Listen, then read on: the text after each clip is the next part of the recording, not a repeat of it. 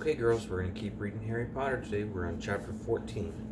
The last thing that happened is someone went through all of Harry's stuff and they stole the diary, but they figured out it had to be another Gryffindor student because they're the only people that know their passwords. So they woke the next day to brilliant sunshine and a light, refreshing breeze. Perfect Quidditch conditions, said Wood enthusiastically at the Gryffindor table, loading the team's plates with scrambled eggs. Harry, buck up there. You need a decent breakfast. Harry had been staring down the packed Gryffindor table, wondering if the new owner of Riddle's diary was right in front of his eyes. Hermione had been urging him to report the robbery, but Harry didn't like the idea. He'd have to tell a teacher all about the diary, and how many people knew why Hagrid had been expelled 50 years ago. He didn't want to be the one who brought it all up again.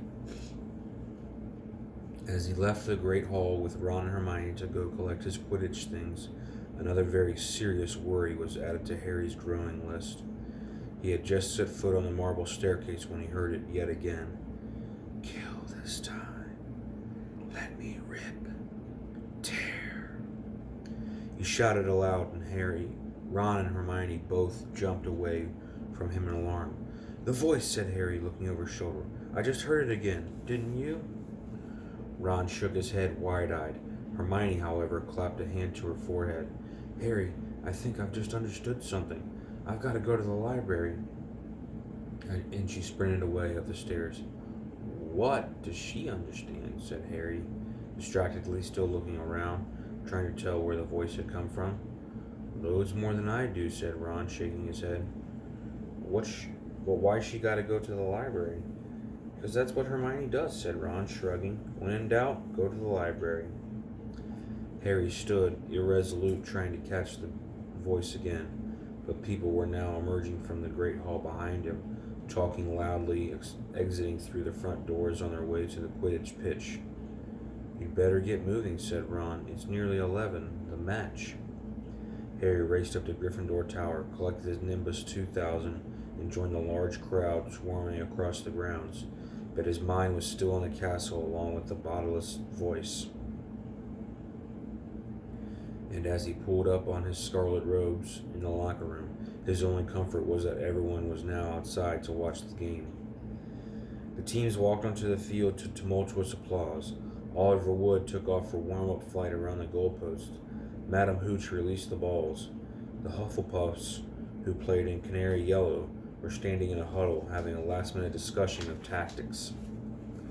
Harry was just mounting his broom when Professor McGonagall came half marching, half running across the pitch, carrying an enormous purple megaphone.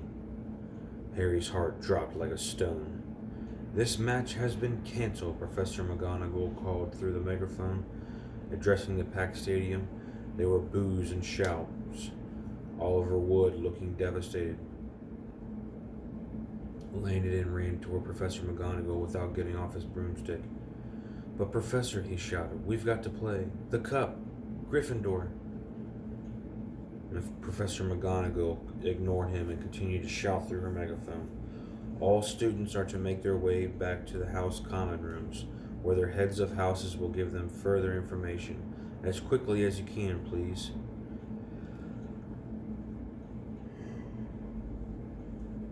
Then she lowered the megaphone and beckoned Harry over to her. Potter, I think you better come with me. Wondering how she could possibly suspect him this time, Harry saw Ron detach himself from the complaining crowd. He came running up to them as they set off toward the castle.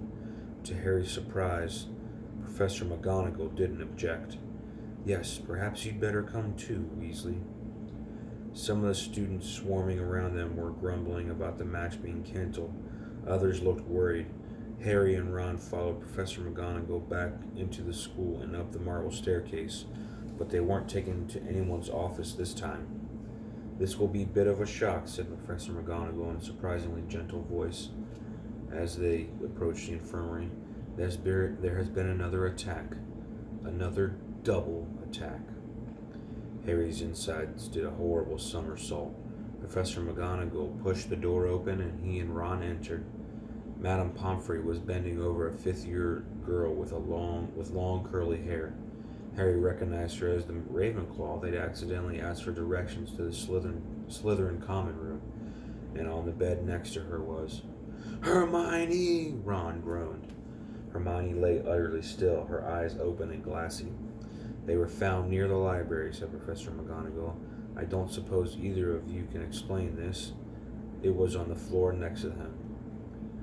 She was holding up a small circular mirror. Harry and Ron shook their heads, both staring at Hermione. I will escort you back to Gryffindor Tower, said Professor McGonagall heavily. I need to address the students in any case.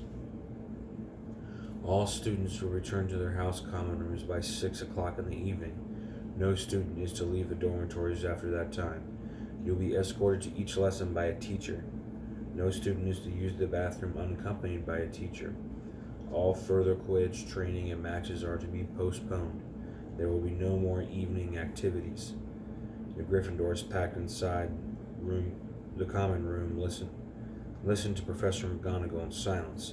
She rolled up the parchment from which she had been reading and said in a somewhat choked voice, I need hardly add that I have rarely been so distressed. It is likely that the school will be closed unless the culprit behind these attacks is caught. I would urge anyone who thinks they might know anything about them to come forward. She climbed somewhat awkwardly out of the portrait hole, and the Gryffindors began talking immediately. That's 2 Gryffindors down, not counting a Gryffindor ghost, 1 Ravenclaw, and 1 Hufflepuff, said the Weasley twins' friend Lee Jordan, counting on his fingers. Haven't any of the teachers noticed that the Slytherins are all safe? Isn't it obvious all this stuff's coming from a Slytherin? The heir of Slytherin, the monster of Slytherin. Why don't they just chuck all the Slytherins out? He roared to nods and scattered applause. Percy Weasley was sitting on a chair behind Lee, but for once he didn't seem keen to make his views heard. He was looking pale and stunned. Percy's in shock, George told Harry quietly. That Ravenclaw girl, Penelope Clearwater, she's a prefect. I don't think he thought the monster would dare attack a prefect. But Harry was only half listening. He didn't seem to be able to get rid of the picture of Hermione laying on the hospital bed as though carved out of stone. And if the culprit wasn't caught soon, he was looking at a lifetime back with the Dursleys. Tom Riddle had turned Hagrid in because he was faced with the prospect of a Muggle orphanage if the school closed.